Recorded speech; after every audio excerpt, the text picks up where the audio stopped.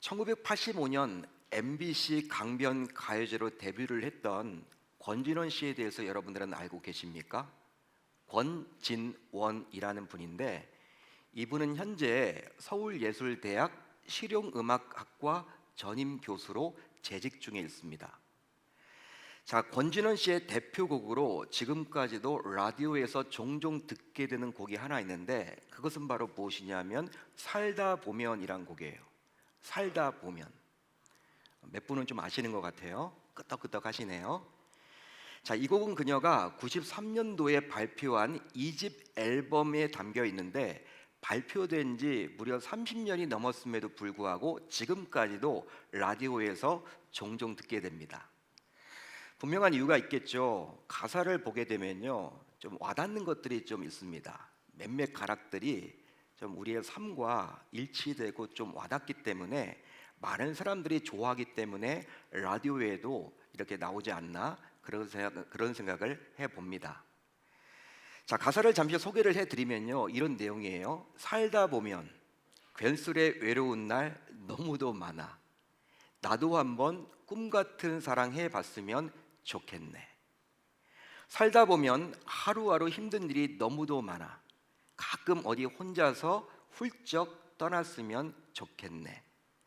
수많은 근심 걱정 멀리 던져버리고 언제나 자유롭게 아름답게 그렇게 내일은 오늘보다 나으리란 꿈으로 살지만 오늘도 마음껏 행복했으면 그랬으면 좋겠네. 제가 노래를 잘하면 좀 해보려고 했는데 하지 말라고 하더라고요. 그래서 안 하겠습니다. 가사를 여러분들이 잘 보세요. 하지만 이 가사처럼 수많은 근심 걱정 멀리 던져버리고, 여러분 이렇게 나와 있잖아요. 수많은 근심 걱정 멀리 던져버리고 라고 나와 있는데, 실제로 우리 삶에서 만나게 되는 수없이 많은 근심과 걱정을 과연 멀리 던져버릴 수 있을까요? 여러분들에게 묻고 싶어요. 묻고 싶습니다. 또 한 가지 묻고 싶은 것은, 만약 멀리 던져버릴 수 있다고 칩시다. 그러면요, 이제부터는 행복일까요?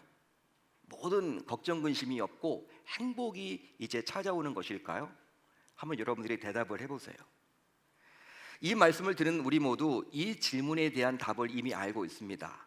그것은 바로 무엇이냐면, 근심과 걱정은 우리 스스로 멀리 던져버릴 수가 없다라는 사실이죠. 또 한편 멀리 던져버리더라도 또 다른 근심과 걱정이 오기 때문에 근심과 걱정은 결코 사라지지 않는다라는 사실입니다. 따라서 삶은 곧 극심한 고난의 연속이라고 감히 말할 수 있는 거죠. 고난 없는 사람이 어디 있겠습니까? 다 누구든지 다양한 고난들을 만난다라는 거예요.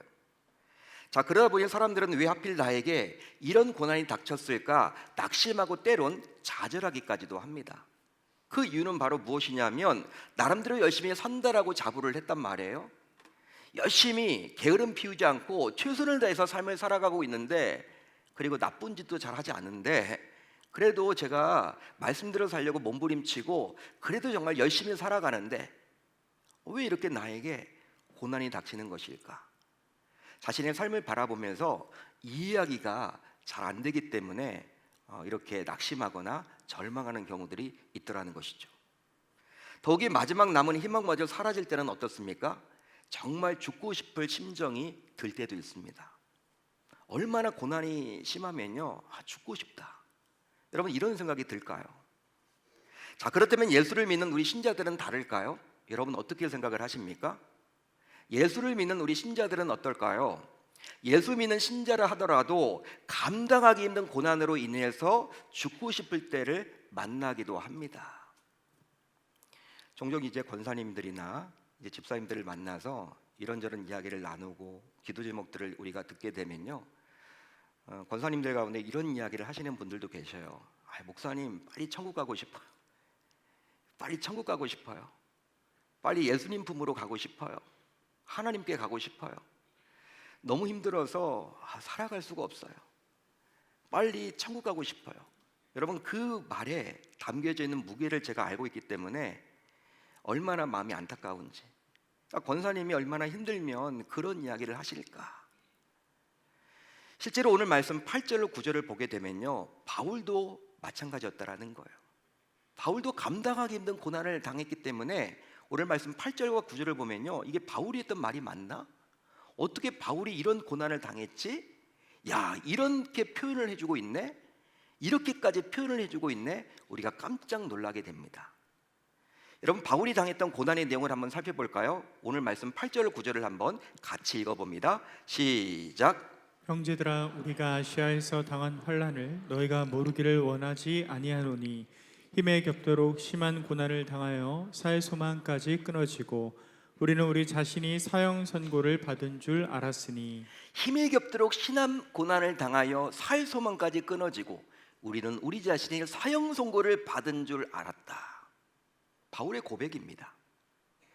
고난이 얼마나 심하면 바울이 지금 사형 선고를 받은 것처럼 느낌을 받았다라는 거예요. 그렇게 느껴졌다라는 거예요. 여러분, 이런 고난 속에 놓여져 본 적이 있으신가요?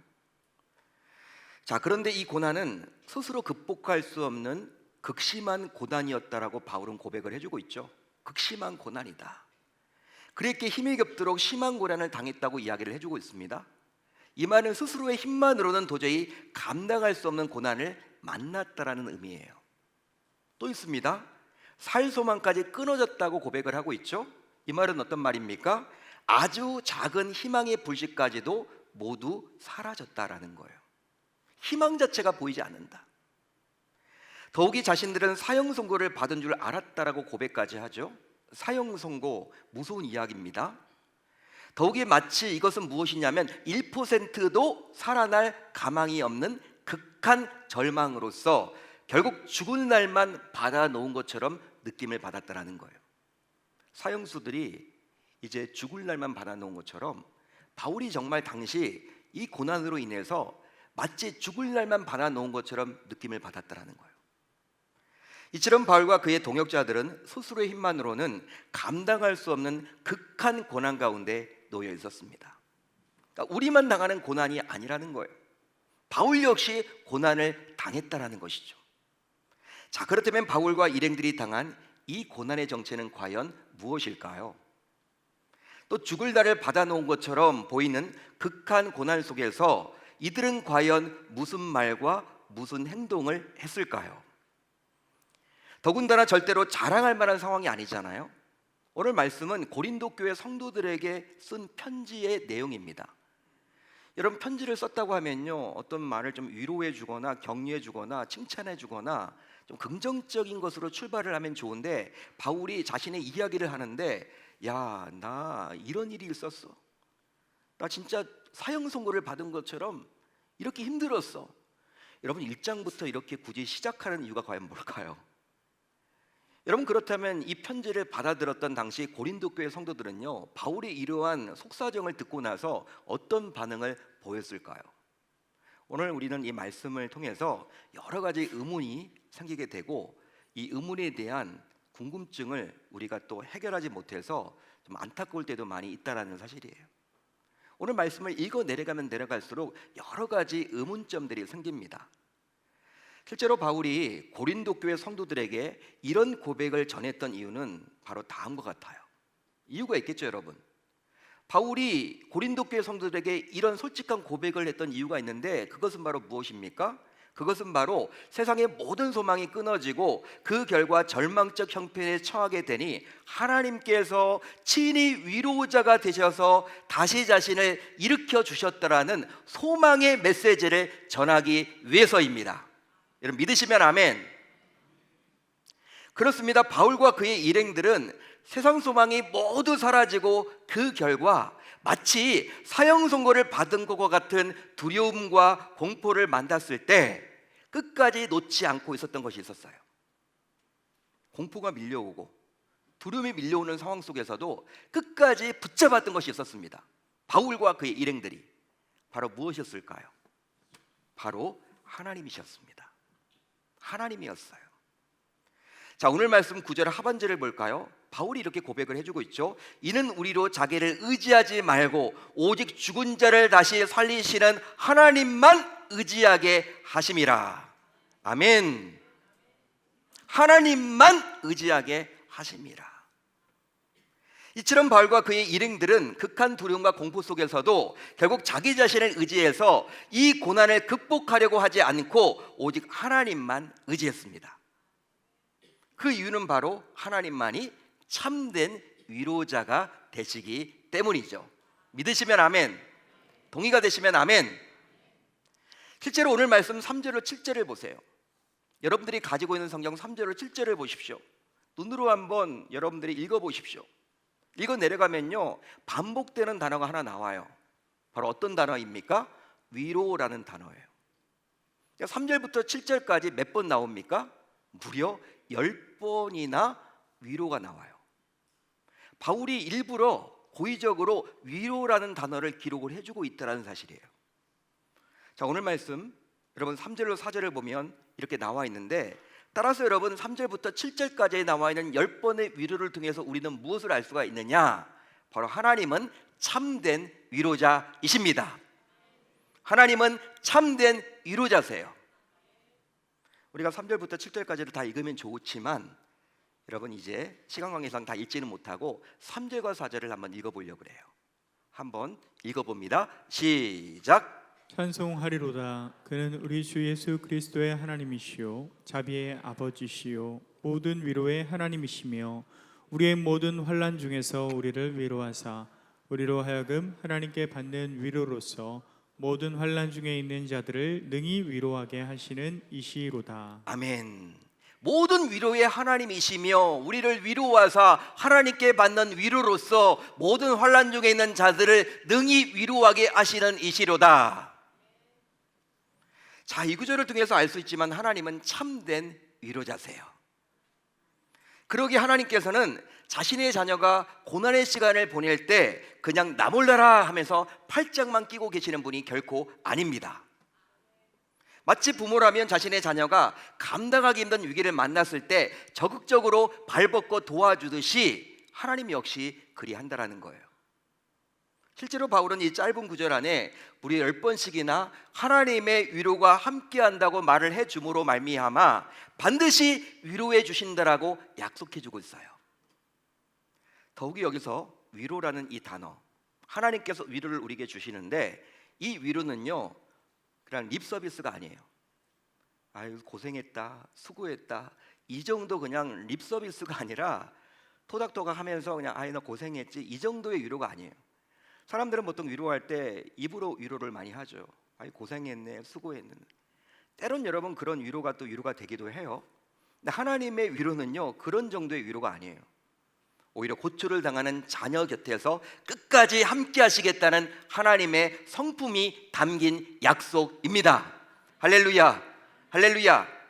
하나님의 성품이 담긴 약속. 하나님은 어떠한 분이에요? 사랑이 많으시죠. 하나님은 어떠한 분이에요? 우리에게 평안을 주시죠. 하나님은 어떠한 분이에요? 우리의 아빠 아버지 되시죠. 하나님은 어떠한 분이에요? 우리를 책임져 주시죠. 하나님은 어떠한 분이에요? 우리를 인도해 주시는데 이러한 성품을 가지고 하나님께서 약속해 주고 있으니 이게 얼마나 대단한 것입니까? 따라서 지금도 힘든 시간을 보내고 있는 주의 성도들이여, 참된 위로의 하나님께서 24시간을 여러분들과 함께 하시며 돌보고 계심을 믿고 오직 그분만을 의지하여 다시 벌떡 일어설 수 있기를 바랍니다. 그런즉 어떤 위기를 만나더라도 위로의 하나님을 놓치지 않기만 하면 결국 그분께서 소망을 주실 줄로 믿습니다. 믿습니다. 또 있습니다. 하나님의 위로는 오직 예수 안에서 임하십니다. 하나님의 위로는 오직 예수 안에서 임하시는 거예요.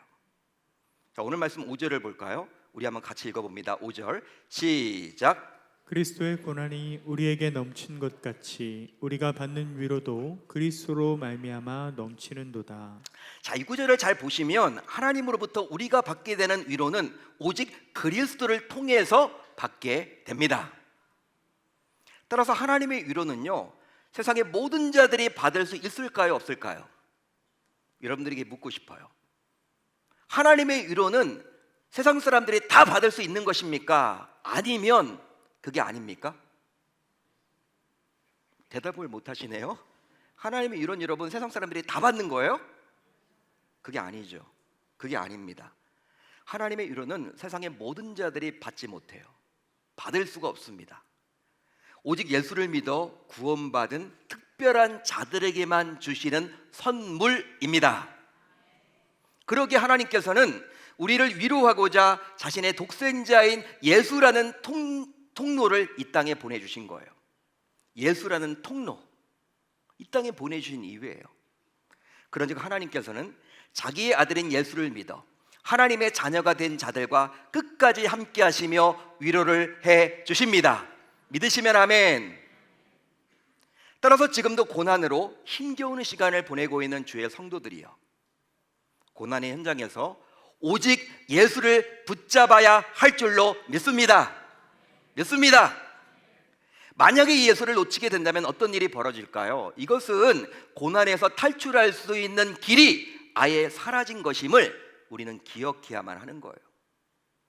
그러기에 예수를 붙잡는 것이 곧 예수의 이름을 부르는 것이기에 어떤 고난 속에서도, 어떤 어려움 속에서도, 어떤 위기 속에서도 예수 이름을 부름으로 그 결과 하나님의 위로를 받아 누리는 우리 모두가 될 수 있어야 할 줄로 믿습니다.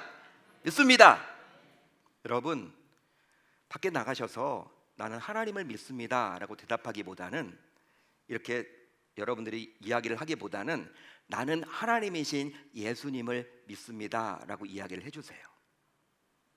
밖에 나가면요, 다들 하나님 믿는데요, 잘 들어보면 우리가 믿는 하나님을 안 믿어.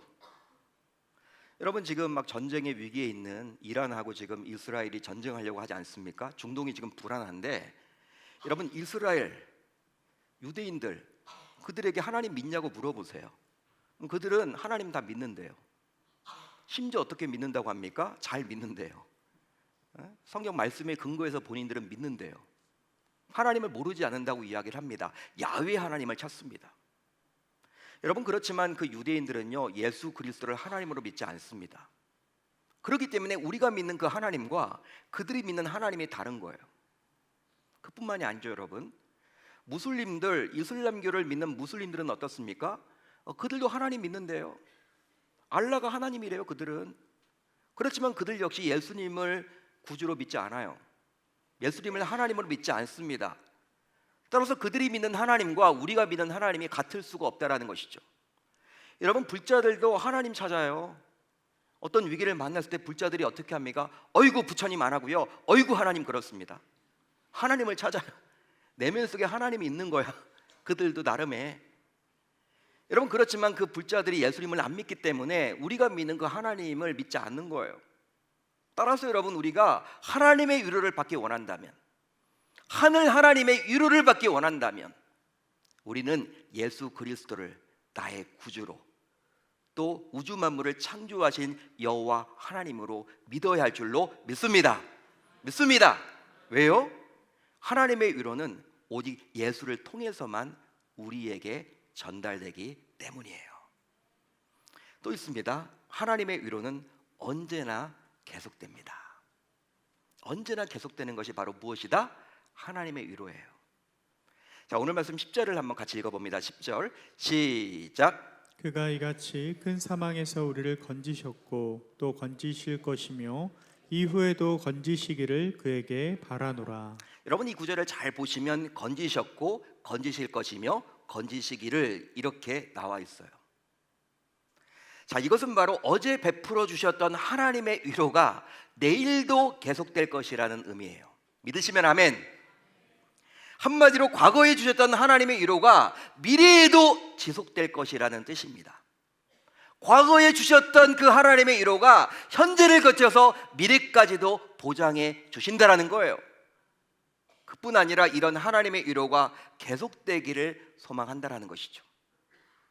따라서 하나님께서는 자기의 자녀들이 이 땅에서 살아가는 동안 지속적으로 계속해서 우리가 천국 가는 그날까지 위로를 해 주십니다.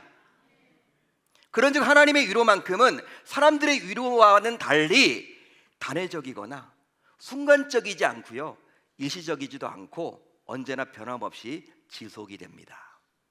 이게 하나님의 위로예요. 사람들은 위로를 할 때 한두 번쯤은 위로를 해줄 수 있어도 여러분 어떻습니까? 계속 위로를 못해요. 사람이 인재라 할 수가 없습니다. 하나님의 위로는 단회적이지 않아요. 순간적이지 않습니다. 일일성이 아니라는 거예요. 우리가 천국 가는 그날까지 끊임없이 베풀어 주십니다. 자기의 자녀들에게. 따라서 오늘도 이런저런 고난으로 인해서 힘겹게 살아가는 주의 성도들이요, 절대로 낙심하지 마시고 좌절하지 마시고 포기하지 마시고 지금까지도 수없이 위로해 주셨던 그 여호와 하나님께서 이번에도 동일하게 위로해 주심을 기대할 수 있어야 할 줄로 믿습니다. 믿습니다. 사랑하는 성도 여러분, 여러분들 모두 처지는 다르지만 지난 한 주간 동안도 나름 열심히 수고하셨습니다. 자, 옆분을 한번 바라보시면서 이렇게 한번 인사합시다. 참 수고 많이 하셨습니다. 참 수고 많이 하셨습니다. 애쓰셨습니다. 애쓰셨습니다. 고생하셨습니다. 고생하셨습니다. 실제 우리 공동체 내에도 정말 수고를 했는데, 열심히 살았는데 끊임없이 닥친 여러 문제로 인해서 잠시의 쉴 틈도 없이 매일매일 눈물을 적시며 하루하루 힘겹게 살아가는 분들이 얼마나 많은지 몰라요. 이 가정의 문제가 해결되면 좋겠다 했는데 또 다른 가정에서 문제가 터지고, 같은 가정 내에서도 이 문제가 해결됐는데 또 다른 문제로 인해서 고통 속에 있는 분들이 얼마나 많은지 몰라요. 그러기 어쩌면 하나님께서 자신을 빨리 데려가셨으면 좋겠다라고 푸념을 할지도 모르겠습니다. 빨리 천국 가고 싶다. 요새 막 그런 생각이 많이 드는 분들이 생겼다라는 거예요. 따라서 지금 당장 우리 모두에게 위로가 필요합니다. 위로가 필요해요. 그런데 혹시 여러분들은 위로를 받겠다며 어디에서 주로 위로를 받고 있습니까? 그리고 여러분들이 받고 있는 그 위로가 과연 소망과 희망을 가지게 하던가요? 일반적으로 사람들은 위로가 필요할 때 어떻게 할까요? 나 위로가 필요해. 어떻게 합니까? 위로를 받고자 사람들을 찾아다니는 경우들이 많아요. 하지만 몇 번 여러분 이제 위로가 필요할 때 내가 평소에 친했던 분, 또 의지했던 분, 특별히 같이 잘 지냈던 분, 나의 사정을 잘 알았던 분, 여러분 찾아갑니다. 여러분 그러면 위로가 필요하다고 하면 그분이 밥도 몇 번 사줘요. 그리고 또 차도 함께 마시고 이야기도 들어줍니다.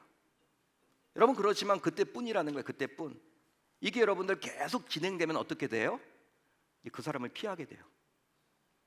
우리가 한두 번쯤은 위로, 그래 힘들지, 어렵지, 얼마나 힘들어, 얘기도 들어주고 같이 밥도 먹어주고 같이 여러분 이렇게 막 격려도 해주는데, 여러분 계속 찾아온다고 생각을 해보세요. 나 또 필요해 위로가. 나 위로가 필요해. 그러면요 이제 나중에 핸드폰도 안 받으려고 그래. 도망치고 싶어해. 나도 위로가 필요한데 언제까지 내가 너를 위로해 줘야 돼? 이게 여러분 우리 인간이라는 거예요. 사람이라는 거예요. 여러분 자녀가 여러분 위로가 필요할 때 부모가 여러분 위로를 해준다고 해도 그게 얼마나 됩니까? 여러분 마찬가지죠. 부부관계가 여러분 아주 좋아도 여러분 부부가 얼마나 위로를 해줄 수가 있단 말이에요. 한계가 있다라는 것이죠. 따라서 아무리 오래된 친한 관계라도 위로를 해주는 것에는 한계가 있습니다. 그게 사람이에요. 여러분 또 어떤 사람들은요 위로가 필요할 때 어떻게 해요? 사람을 찾아가지는 않는데 또 어떤 경우가 있냐면, 나 오늘은 위로가 필요해 그러면서요 막 쇼핑 가는 거예요. 그래서 여러분 앞날도 생각 안 하고 막 카드를 긁어. 백화점에서 나 오늘 내가 잘 이렇게 위로받아야 돼. 여러분 그런 식으로 막 카드를 긁습니다.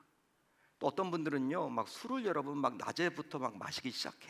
너 오늘 위로받아야 돼. 막 친구들 다 불러가지고 술 마시자고.